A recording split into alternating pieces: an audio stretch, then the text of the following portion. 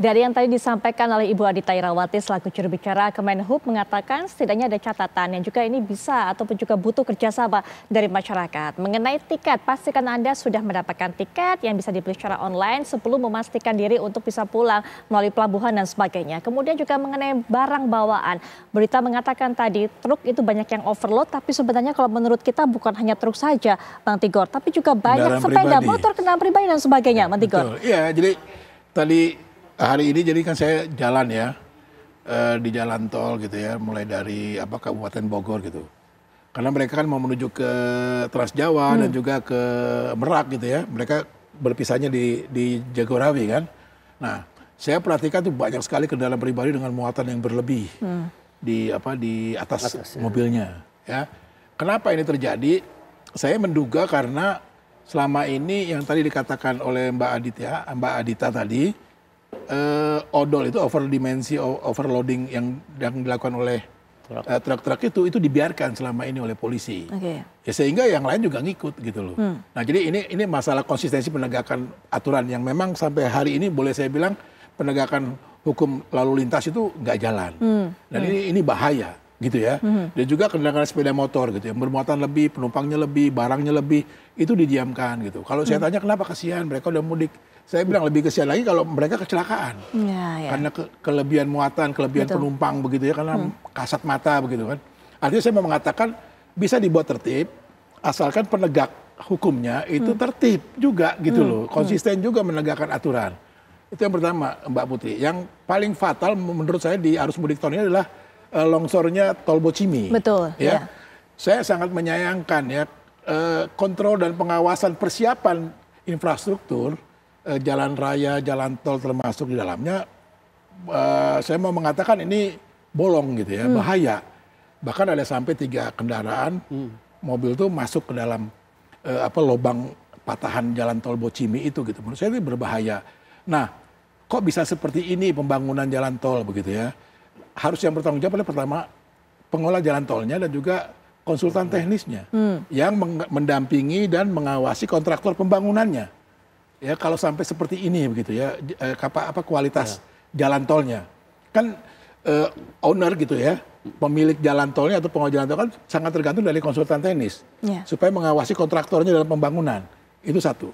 Kedua, ketika ini sudah selesai, dianggap selesai dan oke menurut konsultan teknis, izin operasionalnya, penggunaannya itu kan dari Kementerian PUPR dan juga Badan Pengawas Jalan Tol gitu ya. Nah, ini juga mereka juga turut serta ini, punya persoalan yang tanggung jawab gitu loh. Nah, buat masyarakat menurut saya pengguna jalan tol bisa mempersoalkannya secara hukum. Ya tadi mulai dari Kementerian PUPR-nya, konsultan teknisnya, owner jalan tolnya atau pengelola jalan tolnya. Ya. Nah, yang sangat saya sayangkan sampai hari ini saya lihat polisi kok diem-diem aja gitu loh, nggak melihat lapangan gitu loh, nggak memberikan public report gitu. Oh, ini penyebabnya apa begitu. Itu juga yang saya juga sayangkan kenapa Kementerian PUPR sangat santai gitu menanggapi persoalan ini. Padahal ini bahaya. Ini yang salah satu yang paling fatal ya menurut saya di arus mudik tahun 2024 ini gitu. Baik. Nah, jadi ini bisa digugat oleh masyarakat pengguna jalan tol. Tadi beberapa pihak tadi ya, konsultan teknisnya, operator atau pemilik jalan tolnya, Kementerian PUPR-nya, dan juga pengawas jalan tolnya. Itu bisa digugat ke ranah hukum gitu loh, karena sudah ada korban. Ya, ada korban kan 3 tuh jelas gitu ya. Nah, ini harus dijadikan efek jera buat operator jalan tol yang lainnya. Gitu loh, supaya jalan-jalan lain bukan hanya dan juga jalan-jalan arteri yang lainnya. Jangan sembarangan gitu. Ini menyangkut keselamatan. Itu saya bilang. Nah, lalu kalau saya lihat sekarang kan peningkatan pengguna, tadi dikatakan pengguna kendaraan pribadi masih tinggi. Ya. Padahal kalau dilihat pembangunan sarana transportasi publik jarak jauh menurut saya oleh pemerintah sudah cukup dahsyat. Baik. Ya. Kenapa kok mereka masih menggunakan kendaraan pribadi? Alasan mereka kalau saya tanya di lapangan, ketika di kampung mereka susah. Nah, mungkin tahan sampai di situ, Pak Tigor, mengenai masalah ini. Mengenai Tol Bocimi ini juga kita minta pandangan dari Bu Adita seperti apa, Bu, pengalihan jalan yang dilakukan untuk bisa membuat para pemudik ini bisa lebih nyaman melewati jalur-jalur tersebut walaupun ada kendala di Tol Bocimi. Silakan Bu Adita. Bu Adita masih bersama kami?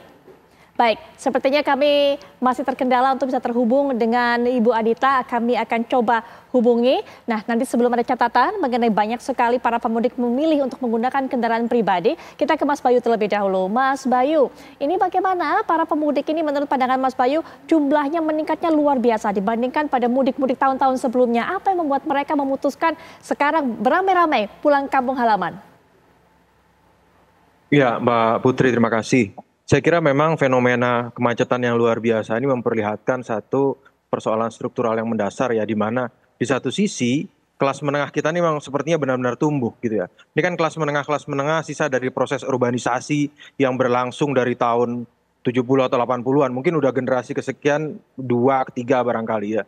Nah ini kelas menengah kita memang tumbuh, tetapi di satu sisi ya kapasitas yang disediakan oleh pemerintah atau negara untuk mereka bisa melakukan tradisi mudik gitu ya, dalam menjalin silaturahmi dengan kerabat jauh secara fisik segala macam itu belum terwadahi secara optimal gitu ya, sehingga menumpuk seperti ini ya, transportasi publik cukup terbatas untuk angkut mereka. Dan saya tadi menyambung uraian Bang Tigor tadi bahwa alasan itu memang muncul ya ketika mereka sampai di kampung halaman, mereka butuh transportasi segala macam. Nah, saya juga ingin menegaskan pentingnya sebenarnya pemerintah daerah ya untuk juga membaca persoalan ini.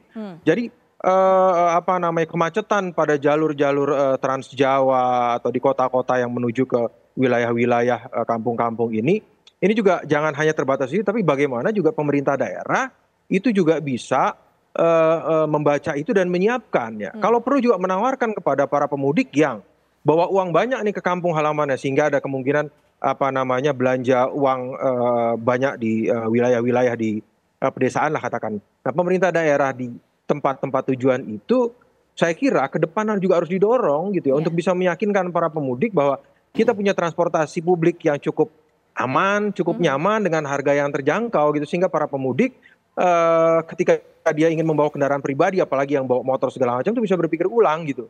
Oh ternyata di wilayah saya, di daerah saya, pemerintahnya sudah berupaya untuk menyediakan transportasi publik yang relatif aman, nyaman, dengan harga yang terjangkau gitu ya.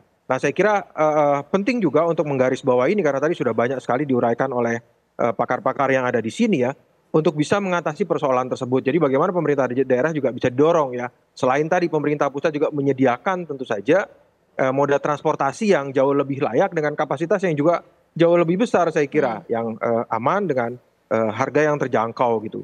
Saya kira mungkin itu saja, itu dulu dari saya Mbak Putri. Baik Mas Bayu, nah sepertinya pemirsa kita sudah kembali terhubung dengan Ibu Adita. Ibu Adita masih bersama kami ya? Bisa mendengar suara kami? Iya Mbak. Baik Bu Adita, ya. Tadi sebelumnya kita sudah minta pandangan dari Bang Tigor, apalagi Bang Tigor juga tadi sempat mengunjungi Tol Bocimi. Bisa bercerita Ibu bagaimana kemudian upaya untuk bisa mempersiapkan jalur alternatif juga rekayasa lalu lintas ini untuk sehingga pemudik ini yang tidak terhambat, yang memang jalurnya seharusnya melewati Tol Bocimi Ibu? Ya Mbak, ini memang yang menangani leading sektornya adalah di Kementerian PUPR ya. Dan dari apa yang sudah ditinjau langsung khususnya oleh Pak Menteri PUPR beserta seluruh pengelola jalan tol dan BPJT, ini memang perlu ada perbaikan yang lebih mendalam ya. Dan sebenarnya diharapkan ada temporary perbaikan sementara ya. Tetapi tentu kita harus bersiap untuk kondisi terburuk di mana nanti pada hari Senin, Selasa sampai nanti di Lebarannya bisa jadi memang tidak bisa dilewati. Nah oleh karenanya perlu memang ada jalur alternatif yang saat ini melalui Cigombong atau lewat arteri. Ya ini tentu harus bagaimana ya Mbak, harus kita pahami bersama ya, karena tentu yang paling utama adalah keselamatan. Kita juga tidak bisa memaksakan diri untuk mengoperasionalkan, meskipun nantinya rencananya difungsionalkan dulu ya sebelum operasionalisasi Tol Bocimi yang 4 putus ini. Namun demikian tentu kita butuh pengertian dari masyarakat juga ya, untuk bersiap melewati jalur-jalur alternatif yang memang sudah disampaikan oleh pemerintah, dan juga nantinya pihak kepolisian akan menurunkan petugas yang lebih banyak. Jadi kami mendapat penjelasan juga dari Polda Jabar akan menurunkan petugas di lapangan yang akan membantu kelancaran khususnya di jalur-jalur alternatif baik itu di tol Cikombong maupun di arteri. Bisa saja nanti di arteri dan di tol Cikombong itu juga akan diberlakukan rekayasa-rekayasa tergantung dari situasi kepadatan jalan ya. Ya itu semua tentu untuk bisa mengurangi atau mengurai kepadatan. Dan memang diprediksi pasti akan padat gitu ya. Dan sekarang pun juga sudah kita lihat memang padat. Tetapi tentu upaya-upaya itu kita maksimalkan setidaknya untuk tetap bisa berjalan meskipun mungkin dengan kecepatan yang menjadi lambat ya. Baik. Sekali lagi memang ini situasi yang tidak bisa kita hindari, jadi harus kita pahami bersama lah. Gitu. Baik, terakhir untuk Ibu Adita, pesan Ibu untuk para pemudik Ibu. Ya, ini pemudik yang menggunakan kendaraan rasanya sudah mencapai puncaknya hari ini Mbak ya. Meskipun kita tetap pantau besok masih akan tinggi, tapi mungkin tidak akan setinggi hari ini. Dan informasi dari lapangan memang tadi sempat ada kepadatan, kemudian juga lumayan panjang padatan di beberapa ruas, tapi dengan rekayasa yang ada akhirnya bisa terurai dan relatif sudah lebih terkendali saat ini. Mungkin yang masih menjadi tantangan adalah Merak ya. Nah untuk Merak ini kami sekali lagi berpesan kepada calon yang akan melakukan penyeberangan, sekali lagi belilah tiket melalui aplikasi secara online. Jangan memaksakan diri untuk go show ya di pelabuhan. Sekali lagi pihak ASDP juga sudah memastikan tanggal 8 adalah hari ini itu tiket sudah habis. Besok ya maaf, itu sudah habis Mbak. Jadi tidak bisa memaksakan diri untuk berangkat besok karena memang tiketnya sudah habis. Sama seperti pesawat, seperti kereta kalau sudah habis ya sudah tidak bisa memuat penumpang lagi ya. Yang ada adalah tanggal 9 tapi itu pun harus dibeli secara online. Dan datanglah di jam keberangkatannya, bukan di hari sebelumnya. Karena ini akan menambah beban jalan. Sampai menginap, sampai memarkirkan mobilnya di bahu-bahu jalan. Nah ini menjadi masalah sendiri.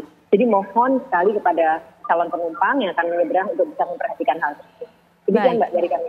Ibu Adita, terima kasih sudah meluangkan waktunya untuk bisa memberikan pandangan dan juga pesan kepada masyarakat mengenai hal ini. Selamat malam Ibu, selamat melanjutkan tugas kembali. Pemirsa, kita selanjutnya akan menuju ke Bandara Kuala Namu. Ada rekan kami Ahmad Sukri juga akan mengabarkan untuk Anda bagaimana situasi kondisi di sana saat ini. Silakan Ahmad Sukri. Baik, terima kasih Putri. Tepat di belakang saya adalah ruang boarding untuk penumpang pesawat. Adapun lonjakan penumpang pesawat di Bandara Kuala Namu masih di angka 25.000 penumpang per harinya. Angka itu cukup tinggi, namun penumpang nampaknya datang 2 jam sebelum berangkat. Dan itu terlihat dari suasana bandara yang lengang. Untuk extra flight sendiri di Bandara Kuala Namu dengan jumlah dan estimasi yang diminta oleh pihak maskapai itu mencapai 180 extra flight per harinya, begitu Putri.